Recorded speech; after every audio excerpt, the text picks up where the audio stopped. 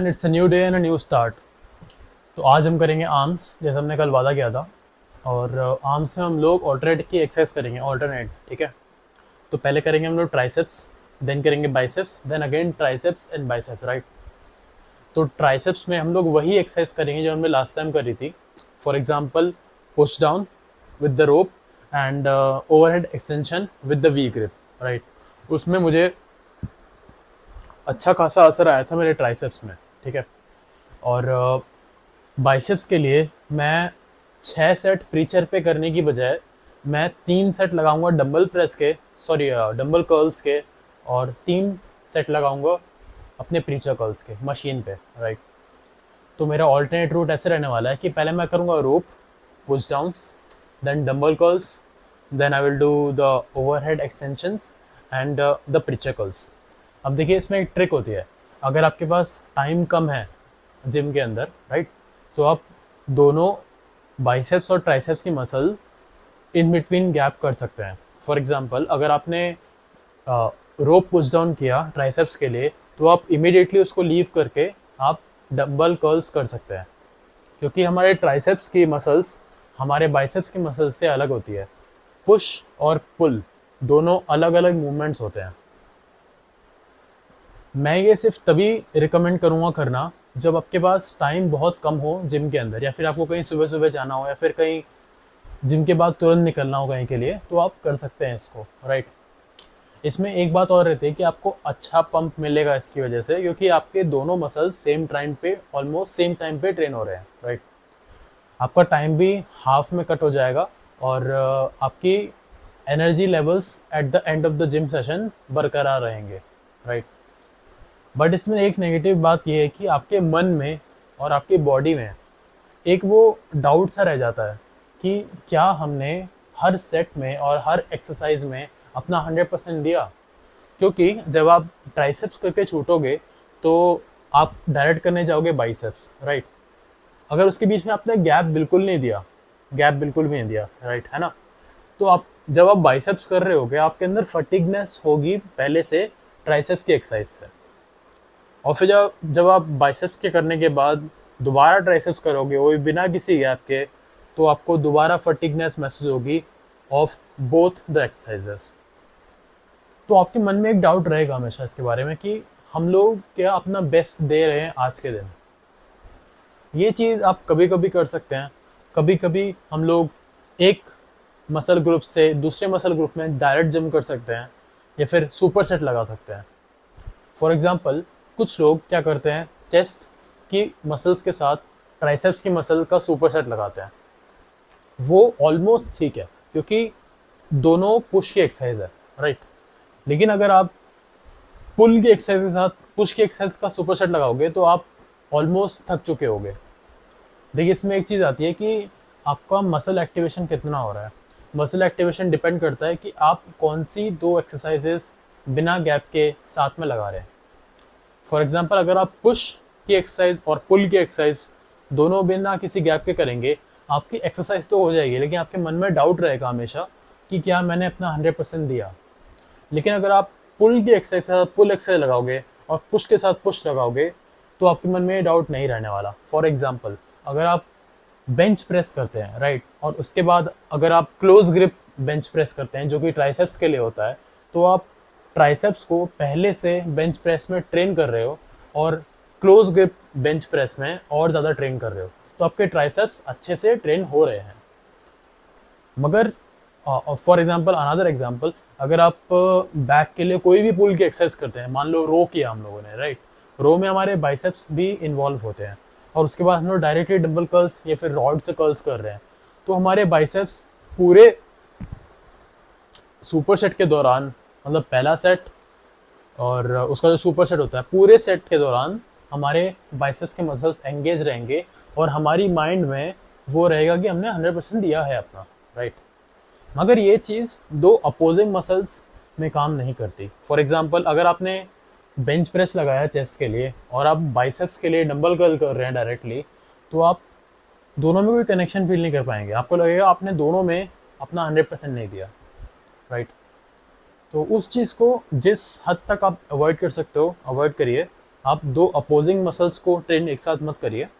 मैंने भी ये चीज़ पहले करी हुई है, काफ़ी ट्रेनर्स ने मुझे ये बताया, मैं काफ़ी जिम में जा चुका हूँ एक्चुअली। मैंने एक दो 6 या 7 जिम चेंज किए होंगे पिछले 9 या 10 साल में। और काफ़ी उनमें से जो ट्रेनर होते हैं वो अनट्रेंड होते हैं एक्चुअली, और उनके पास कोई सर्टिफिकेट वगैरह नहीं होता। मैं भी कोई सर्टिफिकेशन का नहीं हूँ, मैं भी कुछ आपको रिकमेंड नहीं कर रहा हूँ, मैं अपना एक्सपीरियंस बता रहा हूँ कि अगर आप पुश और पुल अपोजिंग मसल्स को ट्रेन करोगे एक साथ में, तो आपको मन में हमेशा लगेगा कि आपने अपने 100% नहीं दिया, और सेम चीज़ आपके ग्रोथ में भी दिखाई देगी, जो कि होगा कुछ भी नहीं, कुछ भी नहीं, कुछ ग्रोथ नहीं होने वाली उससे। आप सेम मसल ग्रुप को टारगेट करिए। अगर आप सेम मूवमेंट को टारगेट करते हैं तो आपकी मसल ग्रो होने के चांसेस बढ़ जाते हैं, राइट।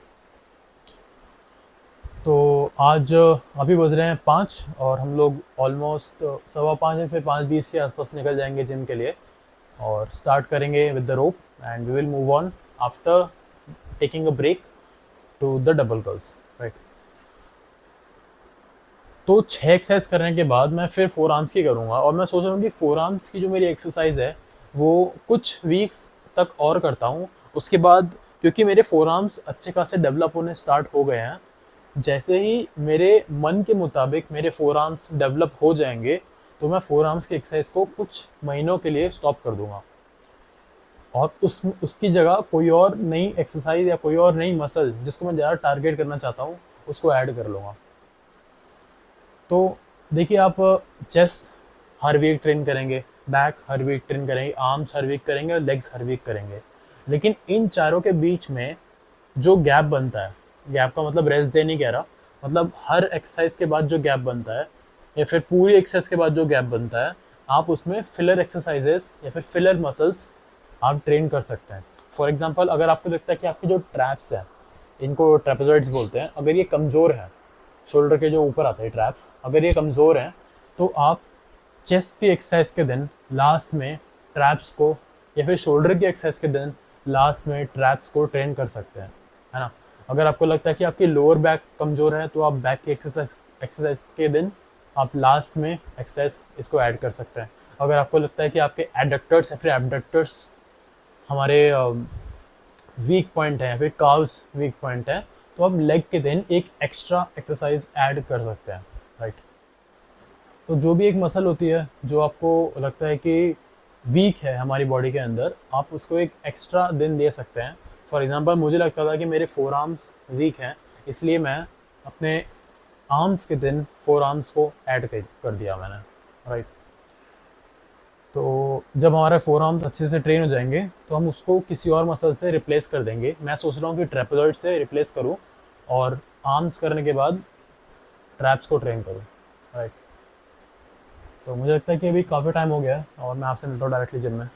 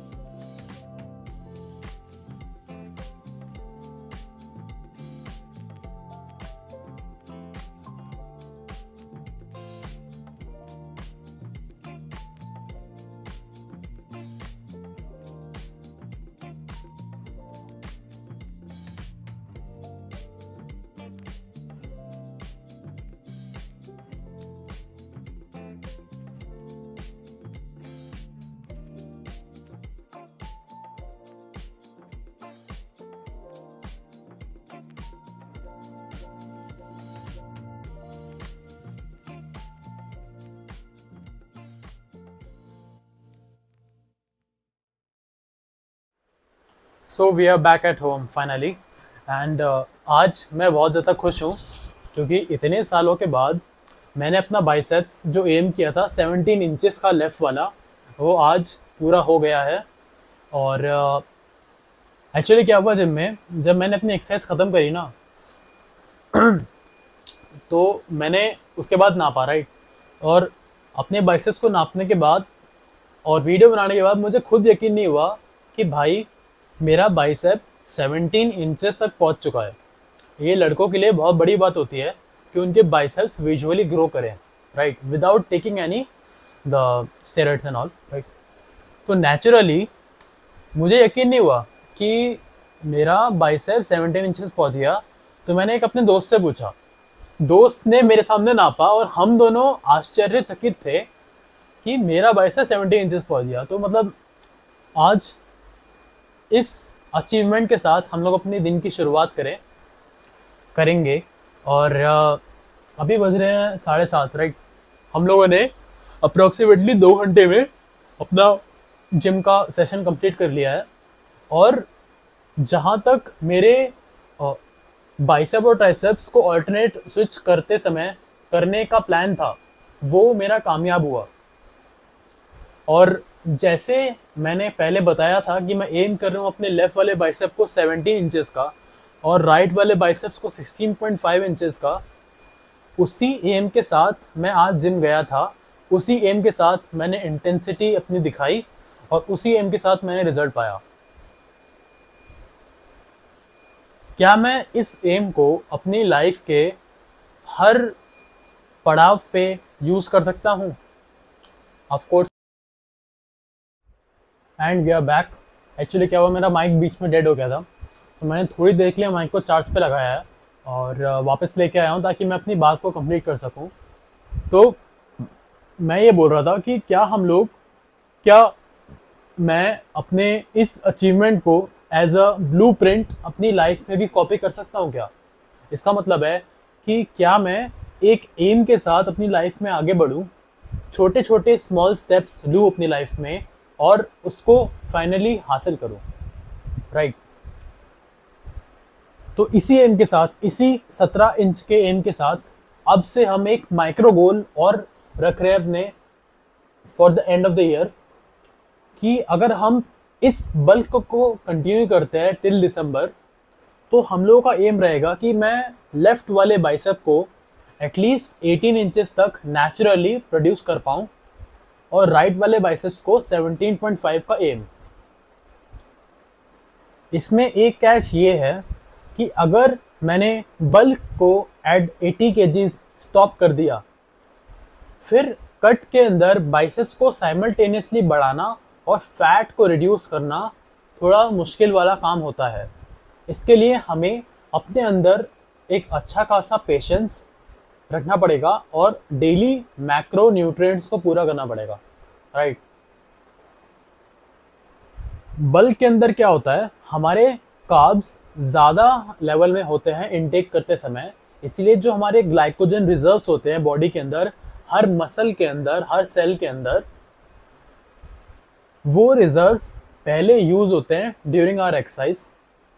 उसकी वजह से मसल जल्दी फटीग नहीं होती, मसल डैमेज आ जाता है फिर भी, और मसल के ऊपर मसल चढ़ती जाती है और हमारी ग्रोथ होती है, राइट।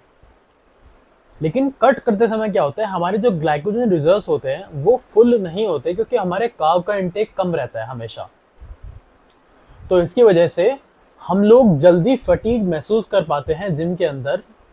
लेकिन उससे क्या होता है, एक टाइम के बाद हमारी जो बॉडी, हमारी जो मसल्स है, वो एनर्जी प्रोवाइड करती है instead of energy getting from fat, right. तो कट के दौरान हम लोगों को बस एक चीज़ का ध्यान रखना पड़ेगा कि हम लोग अपने ग्लाइकोजन रिजर्व्स को ऑलमोस्ट फुल रखें, मगर जब एक्सरसाइज की इंटेंसिटी होती है तो हम लोग उतनी ही एक्सरसाइज की इंटेंसिटी रखें जितने में हमारा फेलियर अचीव हो जाए। लेकिन हम लोग अपनी एक्सरसाइज को उस फेलियर के आगे ना ले जाएं। आगे ले जाने से क्या होगा, हमारी मसल्स के अंदर एनर्जी नहीं रहेगी और वो हमारी बॉडी के अंदर एनर्जी नहीं रहेगी और बॉडी मसल्स को ब्रेक डाउन करना स्टार्ट कर देगी। इससे मसल लॉस होता है, राइट। तो हम ट्राई करेंगे, अब जब मैं कट फेज में जाऊंगा फ्रॉम नवंबर, हम ट्राई करेंगे कि धीरे धीरे अपना वेट कम करें, ताकि हम लोग मसल लॉस मिनिमल कर पाएँ और मैक्स फैट लॉस भी मिनिमम कर पाएँ। हमारा एम यही रहने वाला है कि 10 या फिर 11% ऑफ बॉडी फैट अचीव कर पाएँ विद मिनिमम मसल लॉस, ताकि हम लोग पतला होने के बाद भी एक अच्छी मसल के साथ पतला होएं, राइट। तो आज का मेरा गोल क्या रहेगा, माइक्रो गोल इसको बोल सकते हैं, कि आज मैंने सुबह ही 5 से 7 के बीच में अपनी एक्सरसाइज ख़त्म कर ली 2 घंटे के अंदर। अब मैं क्या करूँगा, अपने दिनचर्या की शुरुआत नाश्ते से करूँगा। ऑफ कोर्स मैंने प्रोटीन पी लिया है, जिस ब्रेक में वो चार्ज हो रहा था मेरा माइक्रोफोन, और अब मैं चोकोस खाऊंगा, अपना नाश्ता करूँगा और दिनचर्या को पूरा करूँगा। ओके, सो और मिलता हूँ आपसे मैं कल। Okay, bye.